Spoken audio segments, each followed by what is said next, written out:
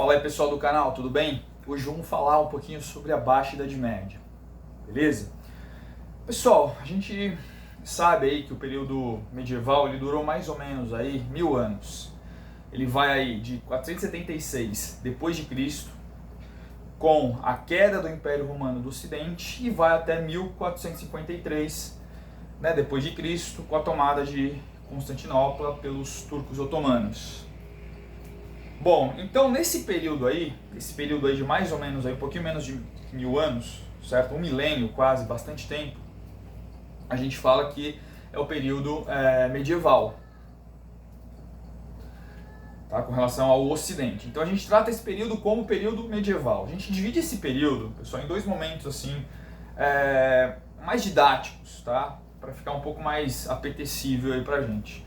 Um período aí chamado como Alta Idade Média, que vai aí do século V até mais ou menos o século XI, e a Baixa Idade Média, que vai do século XI até o século XV. Beleza? Então esses dois momentos aí são importantes. A Alta Idade Média, eu já falei para vocês, pessoal, um pouquinho no vídeo passado. Hoje a gente vai falar um pouquinho da Baixa Idade Média, certo? Bom, o que prevaleceu durante a Alta Idade Média foi justamente o que? Vocês lembram lá com relação à economia?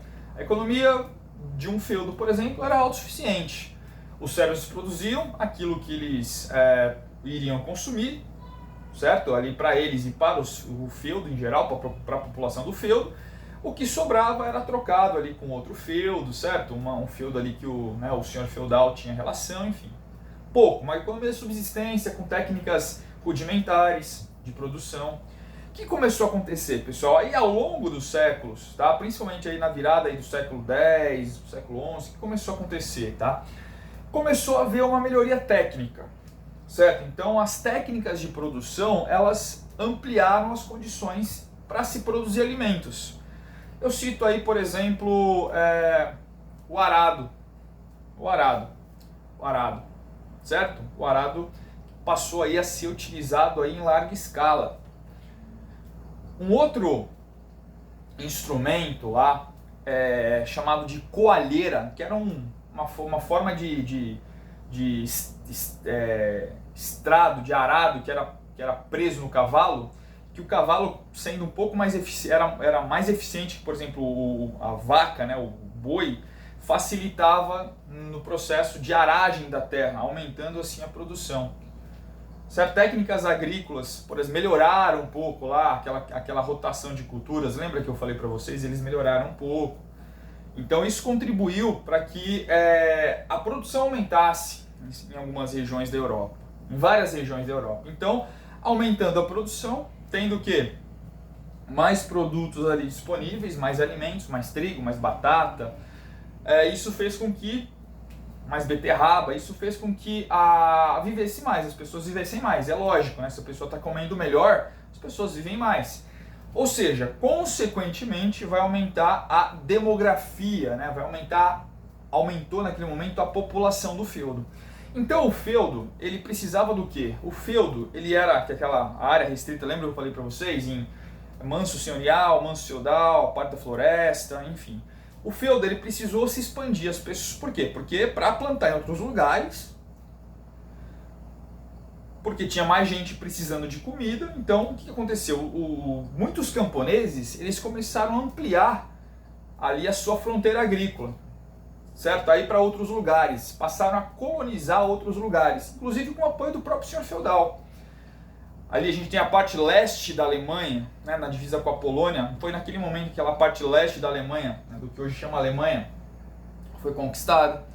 Então eram nessas regiões, pessoal, que os camponeses começaram aí a fazer o que? A plantar mais e mais, fornecendo o que? Comida para aquela população que estava crescendo, certo? Então esse aumento aí da produção de alimentos foi algo extremamente importante ali para começar um pouco um processo de desestruturação daquela velha ordem feudal e começarem a surgir aí outros fatores econômicos, outros modos de vida, outros grupos sociais, beleza? Então, por exemplo, muitas pessoas que faziam ali, que plantavam, muitos camponeses, pegavam aquela sobra, porque passou a sobrar um pouco mais, e faziam o quê? E saíam comercializando, certo? Por toda ali a Europa. O momento em que a Europa, também é interessante lembrar, tá, de certa forma, ali passando por uma certa estabilidade, certo? Existe uma certa estabilidade que vai, né, que ali na Europa, certo? Então existe ali uma troca mais efetiva.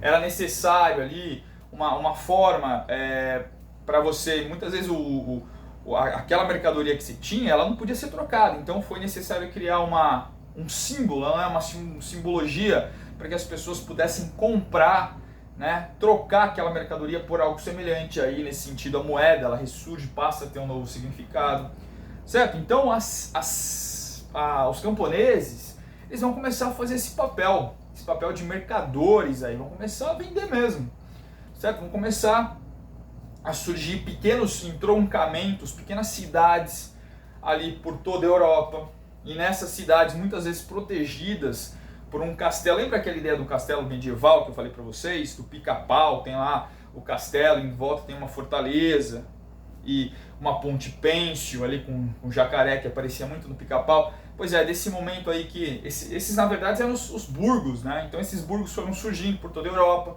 Era dentro desses burgos, propriedades senhoriais, que muitas vezes aconteciam essas feiras. Feiras aconteciam, duravam aí de 2 a 3 semanas cada feira, certo? Então aí, depois de acabadas as mercadorias, os mercadores pegavam, né, reabasteciam seus estoques, iam para outros lugares. Champagne, no nordeste da França, e Flandres eram importantes. Na Bélgica, se não me engano, Flandres na Bélgica eram feiras extremamente importantes ali naquela região da Europa, onde se comprava, se vendia mercadorias.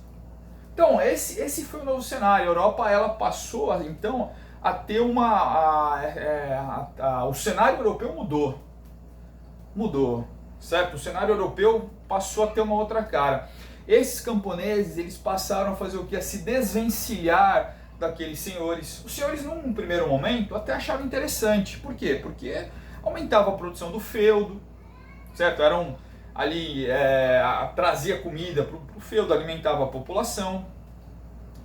Só que esses mercadores aí, os futuros burgueses, para eles não era vantajoso ficar no feudo.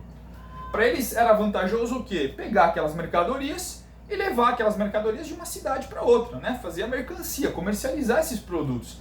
Então, com o tempo, esses mercadores, né, começaram a ter atritos aí com os senhores feudais, certo? Que restringiam ali o poder da terra, que restringiam ali a terra, né? Então, o que aconteceu? Esses mercadores, ao longo do tempo, eles passaram a alugar, a arrendar a terra ali, certo? Arrendar. Eles compravam, né, nessas brigas aí, nessas querelas, eles passaram a comprar uma coisa chamada aí de carta de franquia. O que era uma carta de franquia? A carta de franquia era o direito de usar aquele espaço de terra que o burguês, né, passa a ter, e pagando uma taxa lá para o senhor feudal. Só que aí você fala assim, tá, isso importa o quê? Isso é muito importante. Por quê?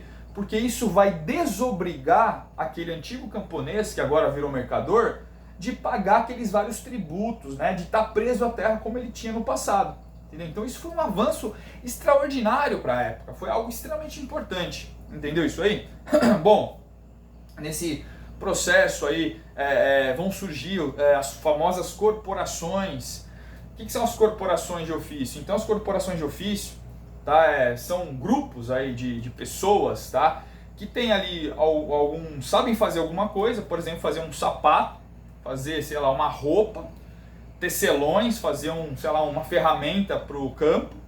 Eles vão se juntar em cada ramo, né? Então o cara que faz sapato tem uma corporação, o cara que faz roupa tem uma outra, o cara que faz ferramenta para o campo tem outra. Cada corporação vai se fechar, e essas corporações elas vão estabelecer uma espécie de cartel ali naquelas regiões da guildas, também chamada de guildas, né? Essas corporações também receberam o nome de guildas. Então elas vão começar a se fechar e vão estabelecer, por exemplo, o preço, tá? Cada mestre, né, vinham os mestres para trabalhar ali, né, e vender o seu produto, tá? Cada mestre tinha ali que trabalhar, tinha mais ou menos ali o mesmo número de horas, cada mestre, né, cada que vendia lá o seu produto tinha que trabalhar o mesmo número de horas para não haver concorrência entre as pessoas aí de uma mesma corporação e assim mais ou menos estabelecer um preço no mercado para que todos ali ganhassem alguma coisa mais ou menos igual, entendeu? Cada mestre, por exemplo, tinha lá os seus aprendizes, então tinha lá o sapateiro, o ferreiro, enfim, certo? Essas profissões aí, essas profissões que existiam na Idade Média, tá? O pedreiro, né? As pessoas que talhavam a pedra, né? Cortavam as pedras para fazer, por exemplo, uma construção, uma casa. Então as corporações, né? As guildas, certo? As mulheres, olha que interessante, as mulheres elas trabalhavam, ajudavam aí, muitas delas tinham ofício, tá? Aí muito próximo dos maridos. Quando os maridos morriam, muitas vezes essas mulheres passavam a ensinar aqueles aprendizes. Olha que interessante, tá? Então a Europa, nesse momento aí da Baixa Idade Média, a gente já está falando aí do século XI, tá? Isso aí, essa estrutura ela vai se manter aí até o século XIV, mais ou menos. Por quê? Porque no século XIV vão acontecer aí algumas questões, tá? Importantes.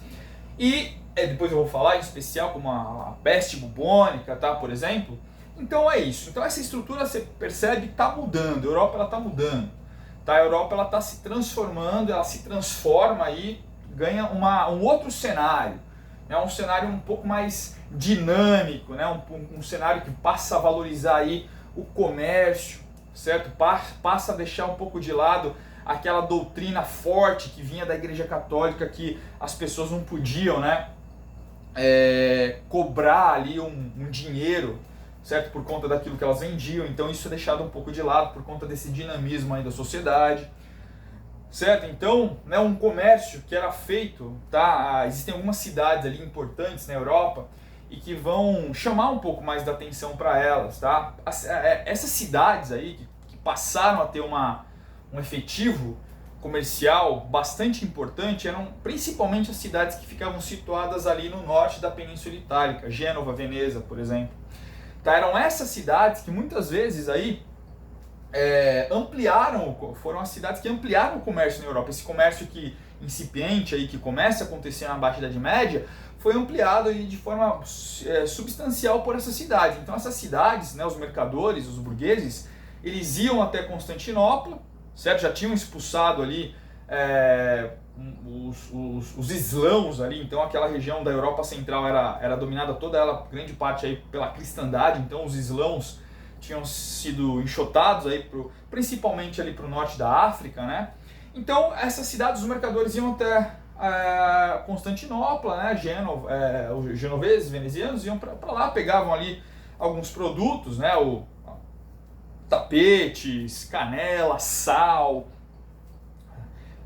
incenso, óleos, tá? E traziam todos aqueles produtos e levavam esses produtos ali, passando ali pelas cidades ali do norte da Península Itálica, certo? Pelas repúblicas, e distribuíam todos esses produtos por toda a Europa, certo? Então intensificando aí cada vez mais o comércio, né, naquelas regiões. Então algo muito interessante foi acontecendo, certo? Dominando ali grande parte ali do comércio da região do Mediterrâneo, tá? Então o Mediterrâneo ele passou, né, a ser dominado novamente por cidades ali da Itália, certo? Das cidades italianas que naquele momento não existia a ideia de Itália, né, de uma Itália unida, ainda não existia. Isso vai acontecer só lá no século XIX, certo? Inclusive tem um vídeo meu falando aí sobre a unificação da Itália, procura aí nas playlists que você vai achar. Tudo bem, pessoal? Então isso aí foi um pouquinho aí da Baixa Idade Média, beleza? Espero que vocês tenham gostado do vídeo. Se gostou, curte aí o vídeo e se inscreve no canal, beleza? Muito obrigado aí por ter assistido e a gente se vê numa próxima oportunidade. Valeu, pessoal. Tchau.